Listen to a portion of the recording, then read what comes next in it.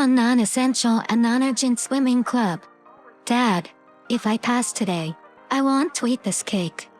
In the voice of his elementary school daughter, he turned to the screen, which displayed a cake shop near his workplace. His daughter must have noticed that the station's name was the same as the one where he worked. In fact, it was a stylish and popular shop he had passed by several times, often seeing long lines during busy times. A model-like girl was savoring the sweets from that shop in what looked like her own home. He thought there must be constraints on the shooting location. His daughter was taking the advancement test for the swimming club today. She usually attended on Wednesdays, his day off from work, and he often accompanied her. However, today the sales representative responsible for her group was changed, and due to their schedules, he unfortunately had to visit clients in the morning. Nevertheless, if everything went smoothly afterward, he could buy the cake and go see the advancement test. "Good morning." He heard the cheerful voice of the TV anchor. He had to go to various places today. "I understand. I'll do my best somehow. Do you enjoy swimming?" he asked his daughter, who was biting into the screen while tightening his tie. "I do. I want to participate in competitions soon." On the TV screen, COVID-related news was playing again. Since April, the swimming club had also been on a break.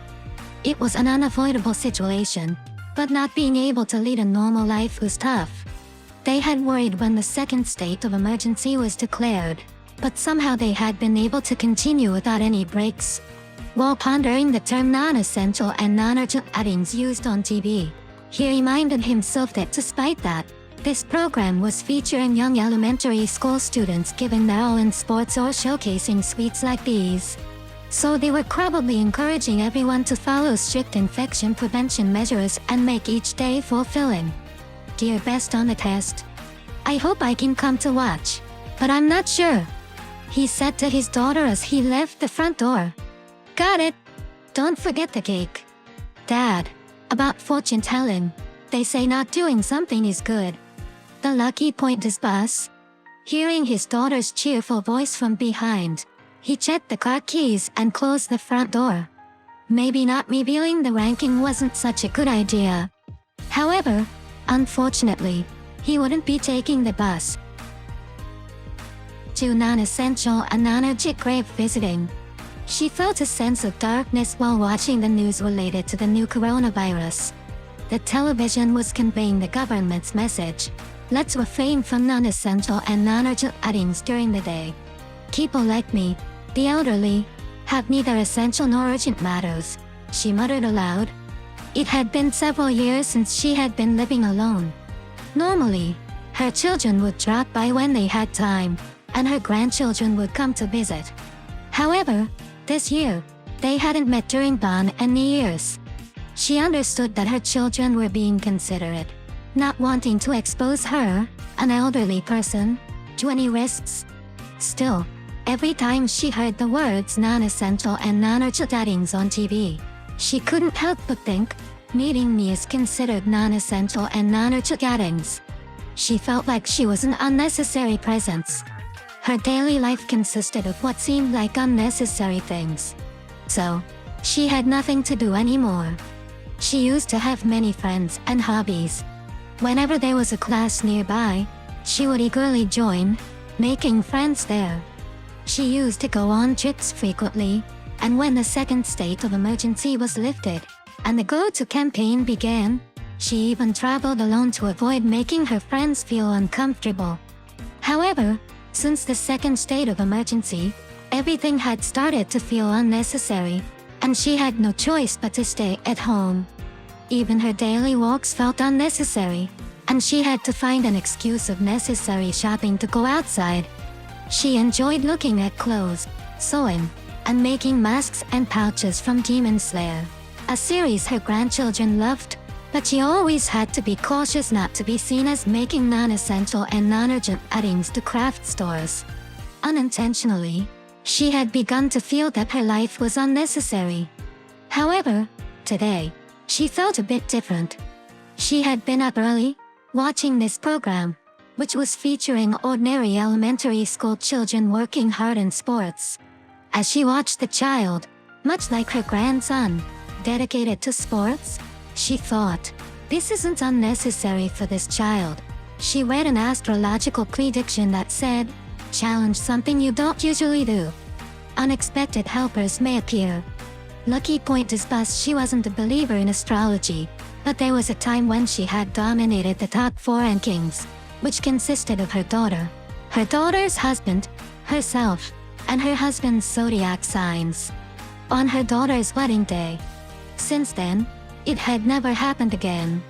Ever since, she started checking this horoscope every day. After the COVID news ended, the program's hosts were visiting the Tohoku region, which had reached the 10-year anniversary since the earthquake. Using footage from when the host had visited the area in the past and images from right after the earthquake, they conveyed the idea of human connections.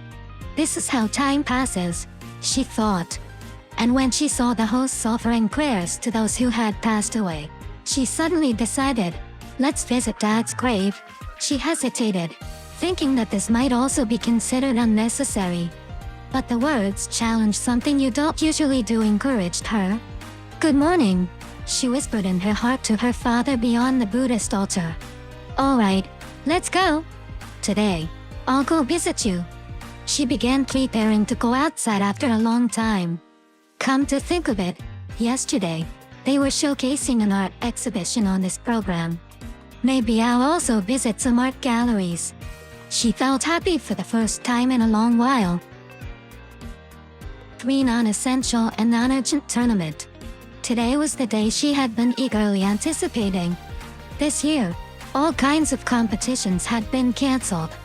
She had intended to compete in tournaments with her high school seniors, but that had also become impossible.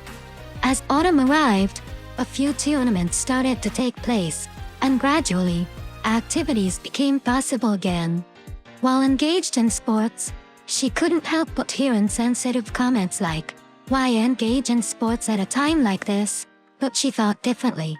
Normally, everyone was obsessed with sports, music, and more, even proudly displaying slogans like "No music, no life." They were the ones who did what they loved passionately during high school. And it wasn't fair that only they were being restrained. It wasn't about not getting infected or being asymptomatic. In fact, she had an elderly grandfather with underlying health issues, and her parents were nurses, so they took extra precautions regarding infection prevention. Why was sports unacceptable while crowded trains and classrooms full of people were not? She couldn't accept it.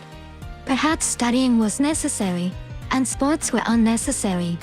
What did non-essential and non-urgent outings even mean? She just thought it was unfair. Smart adults must think that what they needed was necessary and urgent, while what they didn't need was unnecessary. Maybe youth, something adults no longer had, was also considered unnecessary. After all, adults could live without it. However, today was the final block qualifier for the national tournament. Overcoming such circumstances, she had advanced through the prefectural qualifiers and was now competing in the block qualifiers for a ticket to the national tournament. There would be no audience, but it would be live-streamed on the internet. It seemed like they would only upload footage shot with a handheld camera on YouTube. But even that news moved her. She could show it to her parents, her seniors who had retired due to the absence of tournaments, and the people who had supported her. Her seniors, who had said "dear best" instead of saying "I'm jealous." And if she made it to the national tournament, maybe by that time, the state of emergency would be over, and spectators could attend. As she imagined herself circulating around the court, she felt grateful to the people who had organized the tournament and those who would be streaming the video. On the TV screen, they were featuring elementary school students engaged in sports. A female anchor was sending encouragement to one of them. It made her feel that it was alright to engage in sports. The tournament was not unnecessary. It was necessary, and it had to be now. And there were people who supported her like this. The horoscope she checked first thing in the morning read, "Challenge something you don't usually do. unexpected helpers may appear. Lucky Point is bus. She wouldn't be taking the bus, and she wouldn't be doing anything out of the ordinary. Sorry, but today, she would just go about her usual routine. Right, today, she was leaving home much earlier than usual. She hadn't even heard the anchors all bowing and saying, "Good morning." This was enough. It was something she didn't usually do. In her heart, she bowed and said, "Good morning" to those beyond the TV screen, her seniors, and the people who had taken care of her. And then she headed to the venue. 4 Circulate bus. As she was about to transfer trains at the terminal station as usual, something seemed a bit odd. The flow of people was starting to stall around the ticket gate. "Good morning. We apologize for any inconvenience due to the delay." Upon hearing the station announcement, she learned that there had been a human incident, and it had just happened.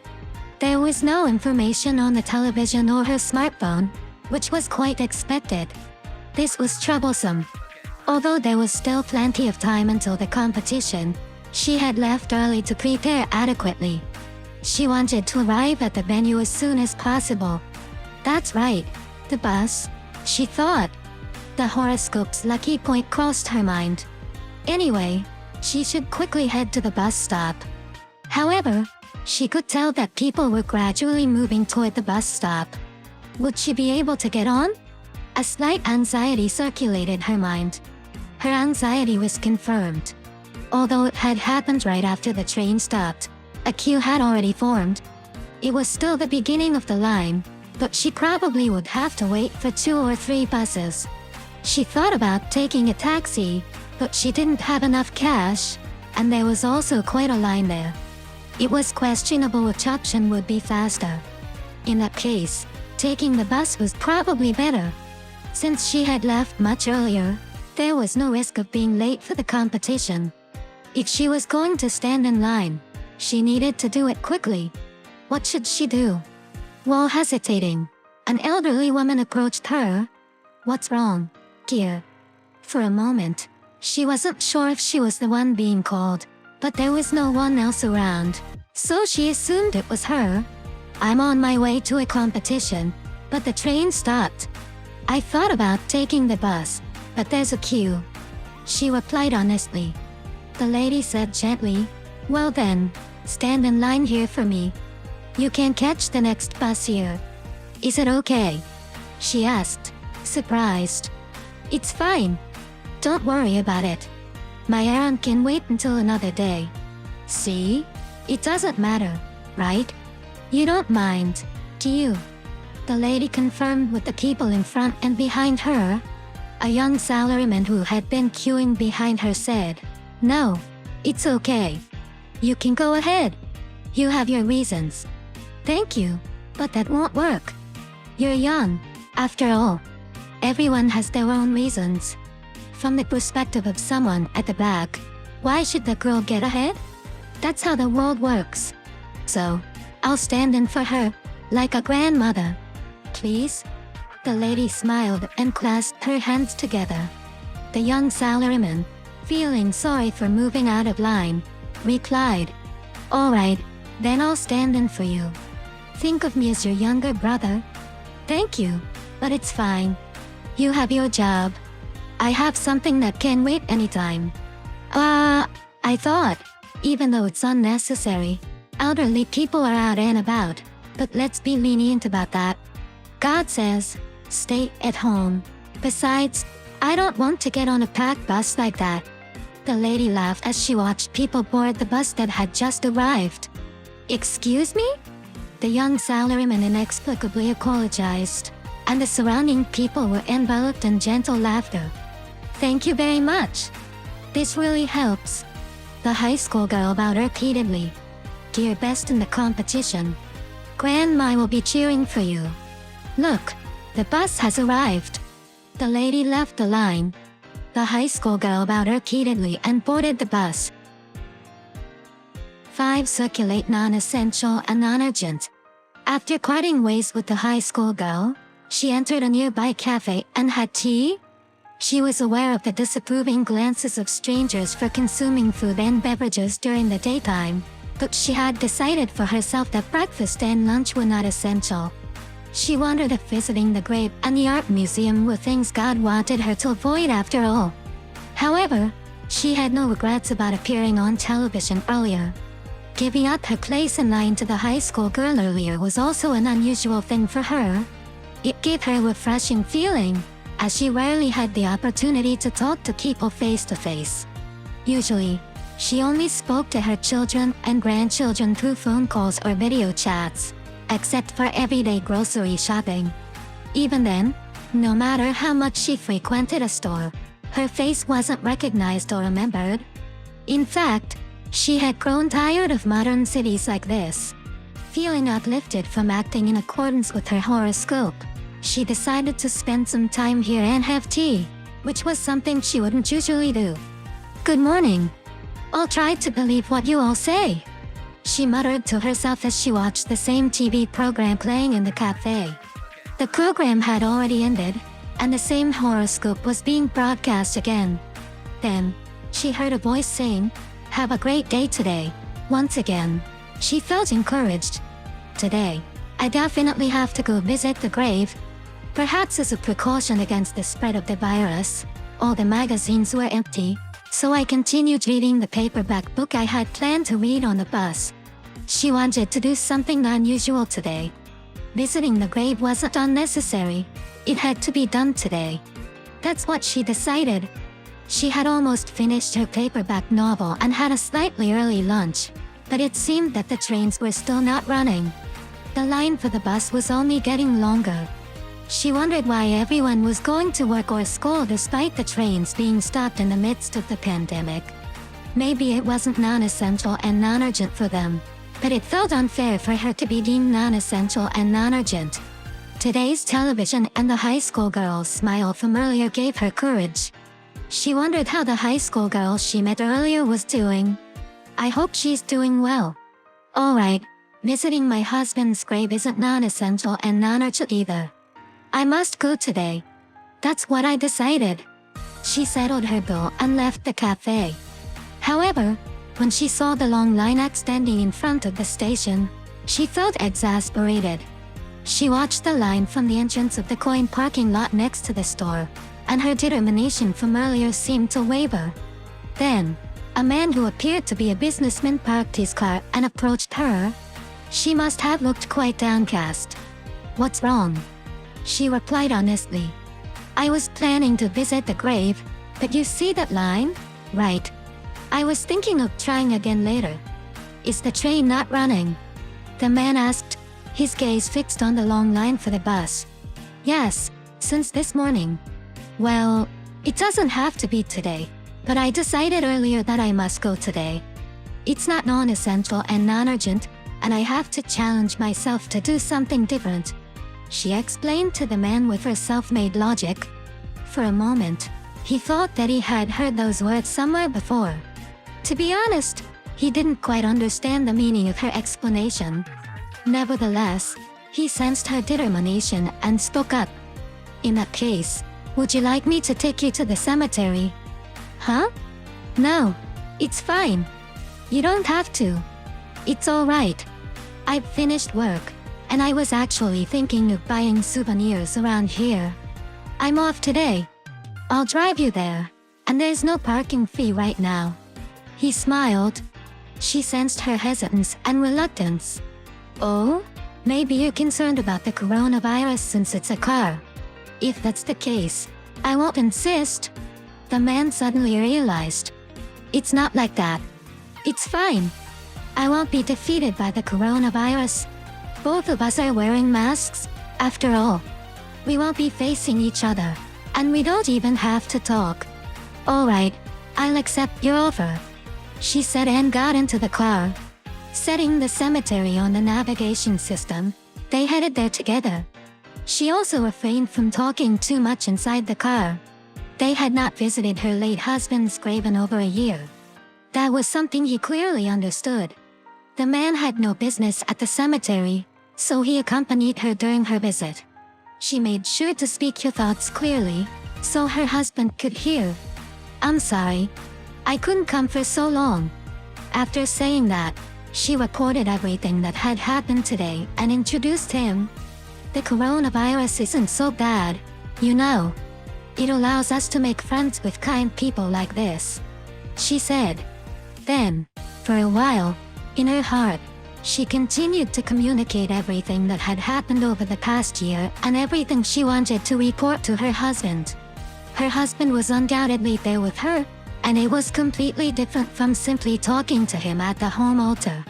Today, her husband listened to her with enthusiasm, responded with understanding, and they continued talking. 6. Circulate. As he watched her, who had been praying all along, he decided to join in, as he had nothing else to do. While he was at it, he thought about his still living parents.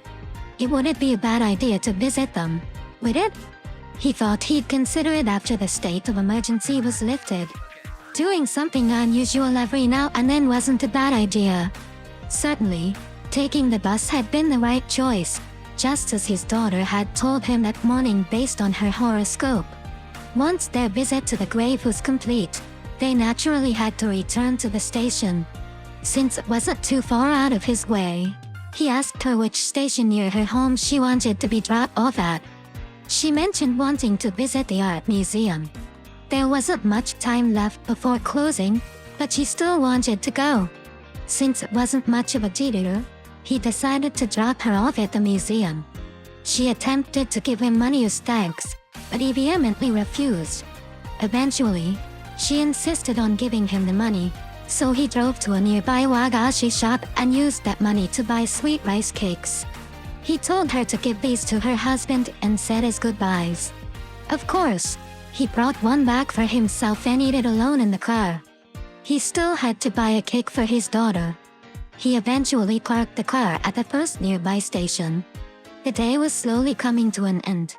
He worried about the line, but there was no one waiting, and he easily entered the shop. He looked around for the cakes he had seen on TV earlier, but there was nothing that resembled them. He called over a store clerk, who seemed to understand. I'm sorry. You were looking for the whole strawberry Swiss roll, right? We had prepared a lot because it was featured on TV today, but it sold out just a moment ago. We were making them while people were waiting earlier, but we ran out of strawberries. I apologize. We recommend the dark chocolate or pink grapefruit ones. They're quite popular among adults. I see. My daughter asked for it, so I was looking for it. Is there any other cake with strawberries? He asked while inspecting the display case. It seems like today was all about strawberries. Everyone bought strawberry shortcakes and babarwat along with them, so we ran out of strawberries for just those. The apologetic store clerk explained. I see. Well, my daughter loves strawberries, so it can't be helped. I'll come back later. He was about to leave the store when he heard a young woman's voice. Turning around, he saw a group of high school girls in tracksuits talking to him. Yes? If you don't mind, please take this. The girl held out a box of cake. The whole strawberry Swiss roll, for your daughter. She said. No, it's okay. It must be quite popular, right? I'm fine with anything, really. He probably understood the effort the girl had put in to finally obtain the cake. She continued. Sure, I waited for a bit, but it's also a souvenir for me. We have a tournament today, and somehow we made it to the national championship. I just wanted to buy something for my parents who were happy watching it online. The TV featured this one, but I was debating because my parents probably prefer grapefruit. Right. She sought agreement from her friend standing next to her, who nodded. But you have friends, don't you? He continued to hesitate. Oh, it's all right. We're buying separately. Her friend showed him the box. So, don't worry about it. Besides, she hesitated for a moment. Today, the horoscope said, challenge something you wouldn't normally do. An unexpected ally may appear. In the morning, I followed the horoscope, and an unexpected ally did appear, helping me get to the venue safely, warming up enough to win the championship. I feel like I hadn't properly thanked her. I also wanted to report to her. And I've been doing only routine things all the way here. Even though the order of the horoscope might be different, I want to challenge something I wouldn't normally do, so please accept it. She bowed her head and offered him the box.